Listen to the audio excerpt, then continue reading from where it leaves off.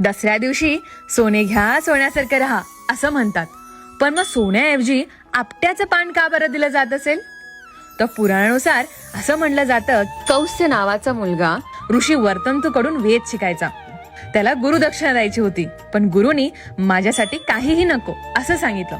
मात्र कौस्याच्या आग्रहामुळे त्यांनी सहज 14 कोटी सुवर्ण मुद्रा आणून दे असं आव्हान दिलं. तेव्हा कौस मोठ्या श्रद्धेने आपल्या दयाळू राजा रघुराजाकडे गेला. पण तेव्हा रघुराजाकडेही तितके पैसे नव्हते. पण प्रत्येक संकटात प्रजेच्या मत्तीला धावून जाणाऱ्या या राजाने कौस्याची मागणी पूर्ण करण्यासाठी साक्षात कुबेर देवांकडे मदत मागितली. त्याची ही नम्र विनंती पाहून कुबेर देवाने चक्क सोन्याचा पाऊस पाडला. पण दयाळू असणाऱ्या राजाने त्या सर्व सुवर्ण मुद्रा कौस्याला दिल्या. मात्र प्रामाणिक कौस्यानेही जितक्या मुद्रा त्याला गरजेच्या होत्या तितक्याच घेतल्या आणि बाकीचं सोनं आपट्याच्या झाडाखाली ठेवून प्रजेला लुटायला दिलं. तर तोच दिवस होता दसऱ्याचा. आणि तेव्हापासूनच दसऱ्याला आपट्याचं पान सोन्यासारखं मानून एकमेकांना आदराने देण्याची परंपरा सुरू झाली. आजही बऱ्याच ठिकाणी मंदिरात आपट्याच्या झाडाची फांदी ठेवून सोने लुटण्याची प्रथा केली जाते.